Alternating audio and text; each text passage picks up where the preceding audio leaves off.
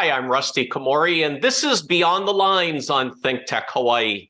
I was the head coach of the Punahou School boys varsity tennis team for 22 years, and we were fortunate to win 22 consecutive state championships. This show is based on my books, Beyond the Lines and Beyond the Game, and it's about leadership, character, and creating a superior culture of excellence. My special guest today won the 1987 U.S. Open Golf Championship. He is Scott Simpson, and today we are going beyond golf.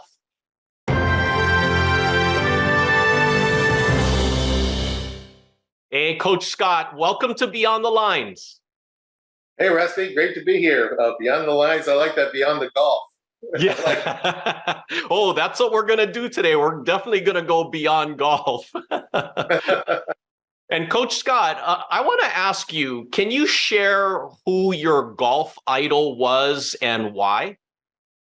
Yeah, growing up, I was always a Jack Nicklaus guy. Most people were either Arnold Palmer or Jack Nicklaus back when I was growing up. And I just loved Jack, the way he played, everything about him. And plus, I wanted to be a little counterculture because everyone loved the king, Arnold Palmer. And then as I got older, my hero was Byron Nelson. And then one of my biggest thrills was in Texas, I won the Byron Nelson Classic. And so every year after that, they would have a dinner with Byron and just the winners of that tournament. And gosh, what a thrill. And he was just such a gracious, thankful man all the way up till he died in his rocking chair in his 90s, in mid-90s. And just what a fantastic person. And so kind of like beyond the golf, I always thought, geez, I would love to get old like Byron Nelson. Not to mention he had a great swing, great player, and everything about him I just admired. Well, I love hearing those legends right there. Byron Nelson, Jack Nicklaus, Arnold Palmer. I mean, wow. And then for you to win the Byron Nelson Classic, that's another wow. And Coach Scott, I want to ask you about your wife, Cheryl. I know that she is your heart and soul. When did you guys meet, and what do you admire most about your wife, Cheryl? Well, we actually met we met in high school, but the first time I saw her was at the Junior World. She had just moved to San Diego from Hawaii. She grew up mostly in Hawaii. Her dad was in the Navy, but they ended up retiring after the Navy in San Diego. So I met her. I saw this girl over there. Wow, she's really cute over at the Junior World, and I'm way too shy to talk to a girl. So I found out later she was meeting her kind of boyfriend, who was a golfer from Hawaii. And so we met I saw her at the Junior World. I saw her again. We went to the big zoo thing and with the Junior World. And then I started my senior year in high school. Wow, there's that same girl. Wow. And she saw me and she asked her friends, who's that guy over there? And they go, oh, that's Scott Simpson. He's a golfer. He never talks to anybody. He's too shy. And he's a golfer. But she ended up, thank goodness, she asked me out to a Sadie Hawkins State dance. And from then on, we've been together for, I think it was 7 years and then 45 years of marriage. So it's been great. And what do I admire most about her? Well, obviously, her impeccable choice of husbands would probably jump out there. No, actually, I don't know how she puts up with me, but I think her kindness, her spirit of giving and always thinking of others, and just a fantastic mom. One of the things she did, which was different than a lot of players, when we had kids, she said, we're going to stay together as a family. And so she traveled with the kids with me, and what a hassle it is, as most everyone knows now, traveling with kids and hotels every week. And but we had a great time just being together, and the kids ended up doing great. They had friends on tour, friends at home, and I couldn't ask for a better wife than Cheryl. Man, I love hearing that you guys traveled together. And Coach Scott, when you won the U.S. Open Golf Championship in 1987, Reflecting back, what would you say were some of the reasons why you won that tournament? Well, one of the reasons was I had become a Christian not long before that, and I found myself the week before. I knew I was playing well. I'd won earlier that year in Greensboro. I was playing good golf, but the week before, I was putting a lot of pressure on myself, getting angry. Probably tossing a couple clubs, saying things I shouldn't, and I remember going to the U.S. Open early in the week, and like I said, I'd become a Christian, so I saw our Bible study leader on the PGA Tour, and he says, "Hey, Scott, how you doing?" I said, "Terrible." He goes, "What? What do you mean?" I said, "I don't know. I'm just all frustrated. Just because we were playing an Olympic club, of course I love, in California. I knew I was playing well. I just was just all trying too hard." And so he says, "Well, lucky for you, our Bible study's on contentment this week." And so it really helped just switch my mindset just to being thankful. You know what? Instead of putting this pressure, I have to win, I have to play good, I have to make the cut. I went out there and just said, you know what? I get to play in the U.S. Open. Look at this Olympic club. It's beautiful. Look at these trees. I said, I'm going to go out there and just do the best I can, whether it's missing the cut, whether it's winning the tournament. That's secondary is in importance. What's most important is just enjoying the experience. And it just freed me up to just go and do my best, and whatever that was fine. And I made a commitment trying not to look at leaderboards that week. And obviously, you know how you're doing. And in golf, it's a 4-day tournament. So, but coming right down the stretch, we thought even par might actually win the tournament, and I hit it. I was even par coming in the 14th hole, hit it about 6 feet, made it for birdie. 15, knocked it 20 feet, lagged it up there, made it for birdie. 16, hit it in there 15 feet, lagged it up there, made that for birdie. Now I'm 3 under par. I'm thinking, oh my gosh, 2 holes to go, I might actually win this thing. And then I looked at the leaderboard and saw Tom Watson was 2 under. Everyone else was over par. And I said, well, it's not over yet. Tom Watson, Hall of Fame, 8-time major winner. And I was fortunate. I parred the last 2 holes, and he had a long putt on 18 that went, I thought he made it. And back then, when you played the U.S. Open, if you tied, you went to an 18-hole playoff the next day. And so I thought, oh my gosh, this putt looked better. It looks so good. It's coming up to the hole, and it missed by no more than half an inch, just short. So I won the U.S. Open. This was amazing. It was such a huge thrill. But mindset is so important, which I know we're going to talk about because that's your specialty. You're so right, Coach Scott. I mean, mindset is everything. And wow, I mean, for you to be the best in the world at that moment in time, and then 4 years later, in 1991, you're in the U.S. Open in a playoff with Payne Stewart. And I remember watching that, and I remember cheering you on. What do you remember about that playoff with Payne Stewart? It was fun. I really enjoyed it. It was tough. The course got tougher. Wind came up. Greens firmed up. I do remember hitting a great shot on the second hole, and the greens were soft all week. It landed right by the hole. Next thing you know, it jumped and it rolled 40 feet past, and then I 3-putt. I said, "Oh my gosh, this is different today." So it was, but I got behind, I got ahead, behind, ahead. It went back and forth, and then here I am, 2 shots ahead on the 16th hole, and confident, that I can win this thing. And then I hit it in the middle of the green and lagged it up, and Payne made this bomb putt, and I missed my short one. And next thing you know, we're tied. He ends up winning, but. I remember I had the same mindset that week that I did when I won. And so I really wasn't discouraged about losing. I was disappointed. Obviously I wanted to win, and I felt like I could have won. But, Payne played great too. And sometimes that happens. The other guy plays great. I think we were 5 shots ahead of the 3rd place player. So we both played great, and it didn't go my way. But, I still thought, hey, I played good. I did everything I could do. And so I was okay with that. Yeah, that's so correct. It's just a matter of controlling everything that you have control over and really not worrying about things beyond your control. And Coach Scott, you are now our University of Hawaii men's golf head coach. And we are so lucky to have you. And the boys on the team, the men, they're so lucky to have you. What kind of disciplines are you trying to instill with your team? Well, I've always believed if you're going to do something, if you're really passionate about something, you're going to give it your best and you're going to do your best. And so I try to really encourage them that how fortunate they are. They get to be, Division I college golfers, and we play a great schedule against some of the best teams in the country. And some of these guys, their dream is to be a pro golfer. So I encourage them.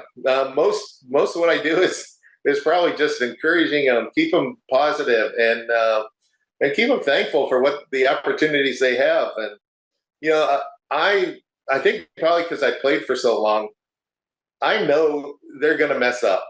I messed up. I messed up all the time. And so when they make double bogeys and triple bogeys, I might say, "Oh man, that was a terrible hole." But my thing is, how are we going to get better? What can we learn from that? And so even after tournaments, we'll talk about, some of the places where they didn't do well. And sometimes they might come in and say, "Oh, geez, I messed up this hole and this hole and this hole." I say, "Yeah, but what about the birdie on 6? What about that great iron shot you hit on number 3? Oh yeah. No, don't discount those. Let's build on those. We'll take care of the errors. Those will get better. Let's learn from those." But yeah, I'm really about trying just to, as you said in your book, use the failures. There's nothing wrong with failing. There's nothing wrong with messing up, as long as you learn from it. As long as you use it for motivation. Let's try to get better. So those are the main things. I can help them with chipping and putting, and a lot of these guys, they're good players anyway. And I remember when I was in college, my coach helped a little bit, but these guys are good, and they might have their own teachers. So I'm kind of a consultant as far as the technical part. I'm more, and I do help, but I think it's probably more the mindset actually that we work on, and staying positive. Golf is really easy to get negative. And so we work hard on staying positive. I completely agree. The mindset, it's just a matter of between a couple inches from ear to ear is what makes all the difference. And Coach Scott, I like how you said that, you really focus on their positives and try to build on that. And since you became head coach, how has the rankings improved with your team? Yeah, they weren't very good when I took over. So they were like 243rd, I think, in the country.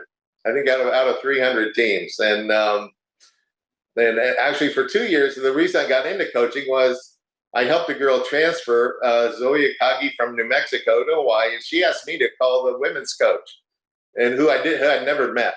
And so I called Stephen Bidney, the coach, and just asked if he'd be interested. And he said, "Oh yeah, I know. So yeah, I'd be interested." And I said, "Hey, if I can ever help the team at all, let me know. Thinking, a putting lesson or, chipping or, anything." And he goes, "Well, would you want to be my assistant coach?"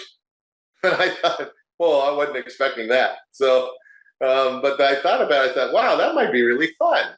And I had a great time with he and the girls for 2 years, and then had a chance to get the men's job, and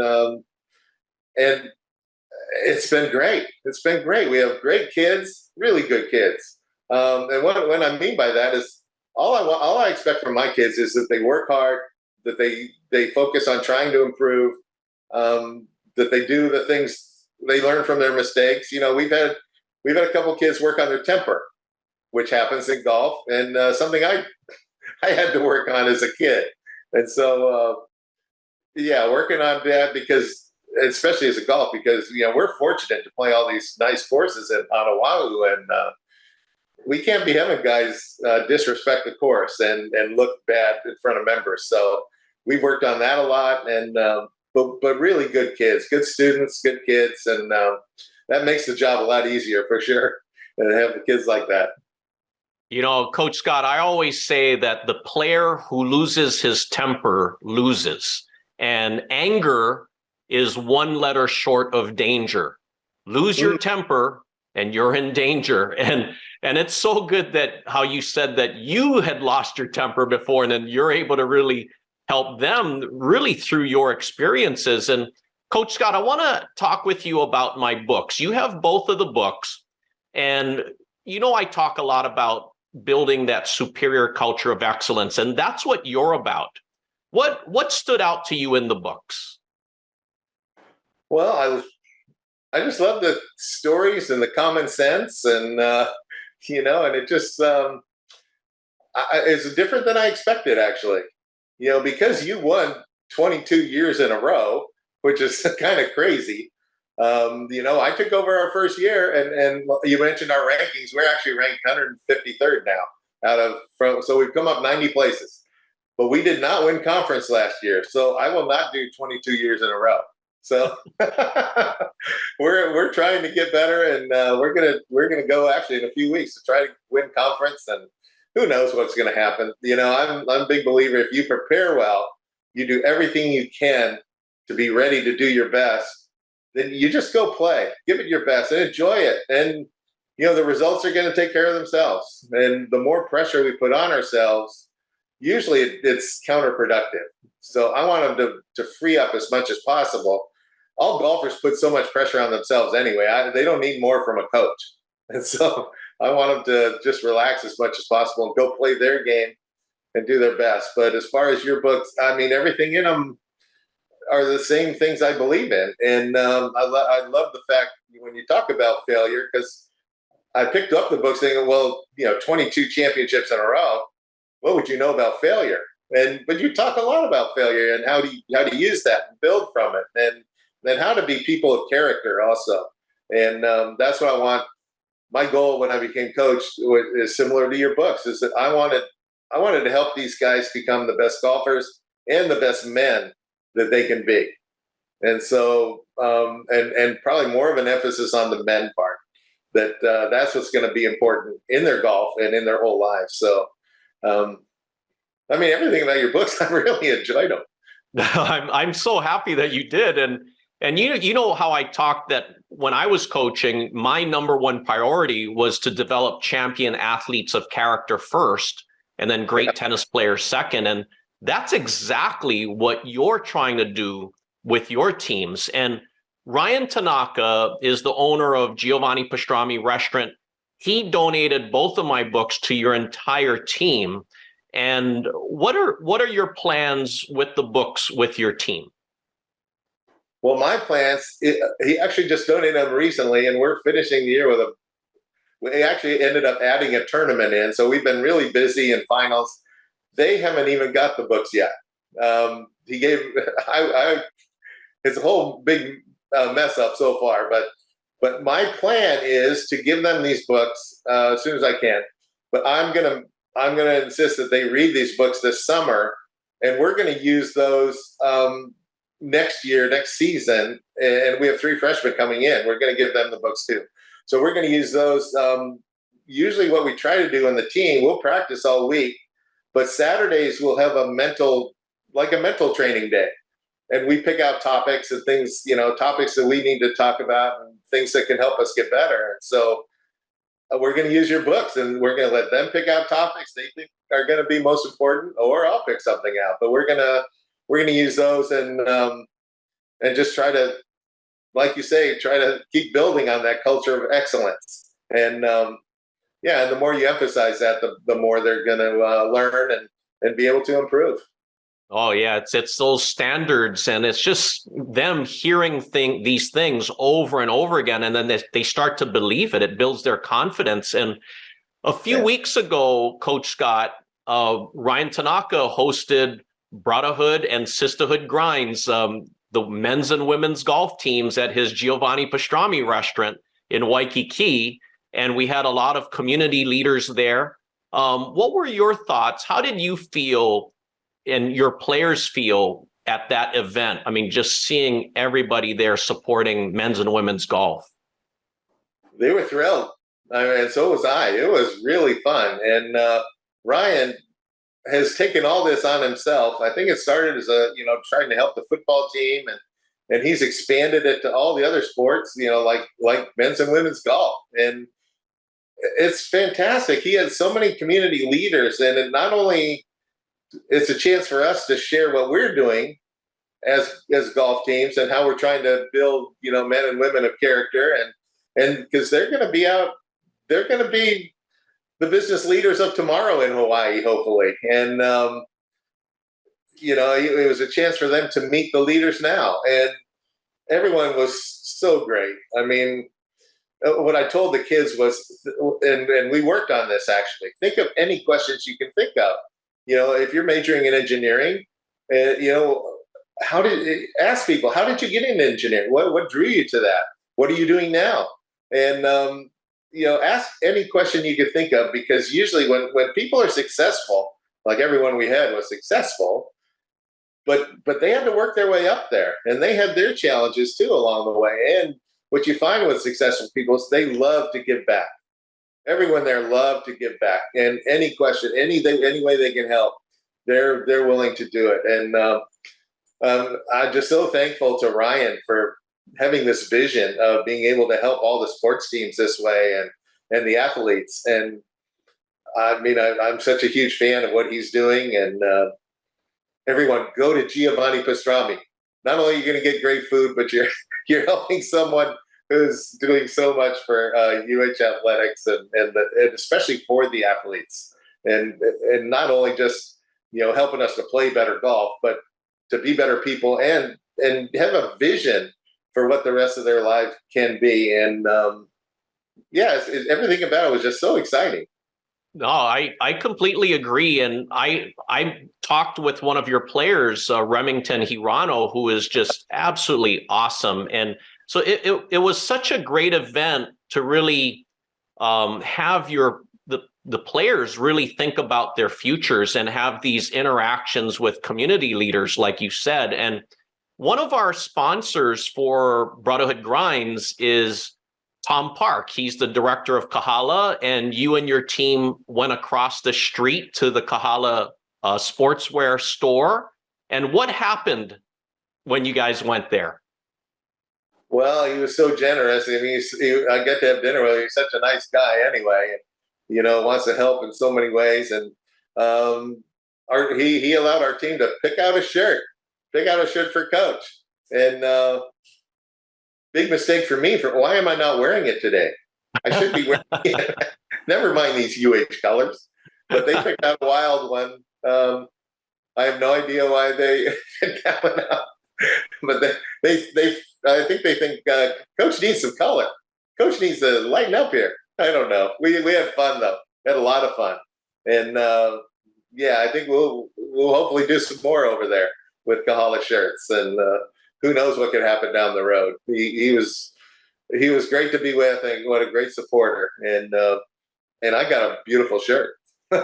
Well, I'm impressed that your men players. I mean, they selected a great Kahala shirt for you. And Coach Scott, I want to get a little bit deeper now with some of what you do with some of your individual players. Tennis and golf is an individual sport, as we all know, but it's so special when everybody's on a team like this. And again, you're creating a great culture of excellence with your team. What do you specifically focus on in terms of mindset? Like when they're going to address the ball on a drive or a putt, what are some little details that you focus on for them to focus and concentrate better? Well, some of it is you have to learn to deal with pressure. I mean, golf, the ball never moves until you make it move. So I guess in tennis would be similar to serving, but there's no reaction. We don't have to. We don't really need, to get out of the way of anything or to hit something that's moving. So, but we do need to focus. And so what we work on is the pre-shot routine, which is really important in golf, I think, because when you're under pressure, a lot of times our mind starts racing. And so one thing I tell them and we work on is you're going to get all these thoughts in your head. And especially in golf, if you're playing great, the thoughts in your head are, oh my gosh, what if I win?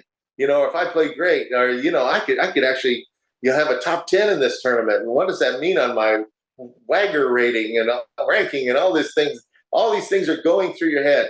Well, when that's happening, you're not thinking of your shot. And so I get them say, okay, now the only way to get those thoughts out of your head is to replace them with a different thought. And so let's focus on your shot. And I'm really big on, a friend of mine had came up with the idea of see it, feel it, trust it. David Cook, another sports psychologist. So see it meaning, okay, so I want to hit it right at that palm tree with a little fade to go to the middle of the green. And see also the trouble. If the trouble's to the right, okay, I have to stay a little more left on this shot, or I'm working away from the trouble. You have to see your shot first, and then we take a practice swing, feel the shot you're going to hit, you're committed to it, and then really commit to that shot. Don't get in the top of your swing and say, oh yeah, don't go right, and then next thing you know, it's going way left, or we push it right, and who knows. But, when we work a lot on visualizing the shot, having a consistent pre-shot routine so that you can really focus in and give the shot your best. And then after the shot, you can think about what you did right or wrong or whatever. But the other thing too is after the shot, you've got to go hit the next one. And so don't be dwelling on the bad shot you hit 2 holes before, and don't let that ruin your whole round, because you're going to hit some bad shots. So like we said before, keeping that positive attitude, and I'm a big believer you can't change the past. You can learn from it, but you're not going to change it. So don't dwell on it.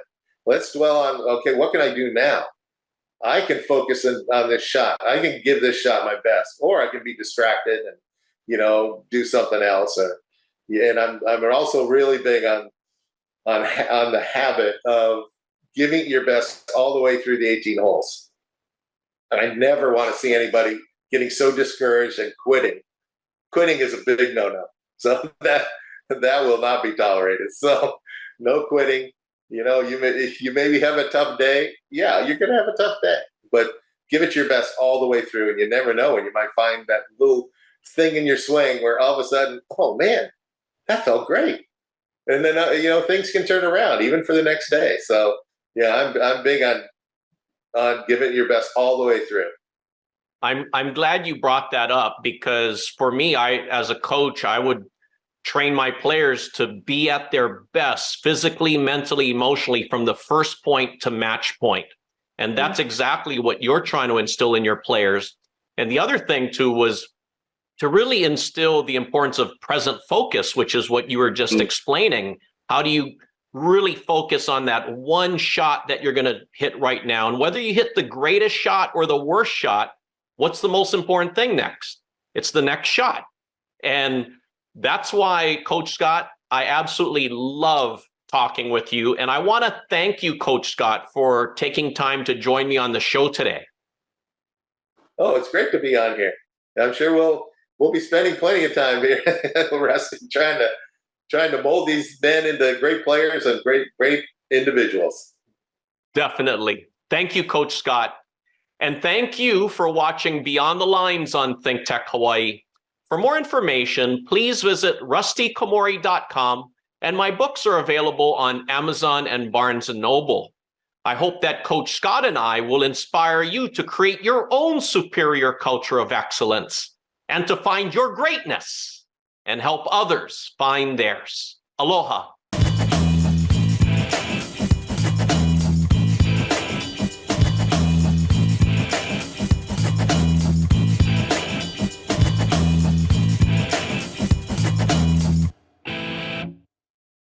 Thank you so much for watching ThinkTech Hawaii. If you like what we do, please like us and click the subscribe button on YouTube and the follow button on Vimeo. You can also follow us on Facebook, Instagram, and LinkedIn, and donate to us at thinktechhawaii.com. Mahalo.